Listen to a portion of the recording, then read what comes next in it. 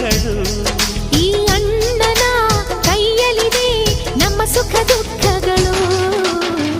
ಅಣ್ಣ ನಮ್ಮ ಅಣ್ಣ ಇವನು ನಮ್ಮ ದೇವನು. ಕೋಟಿ ಜನ್ಮ ಬಂದರು ಮರೆಯನು ನಮ್ಮನು.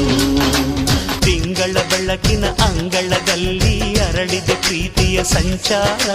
ದೇವರೇ ಬಂದರು ನಾಚಲೇಬೇಕು ಸ್ವರ್ಗವೇ ನಮ್ಮ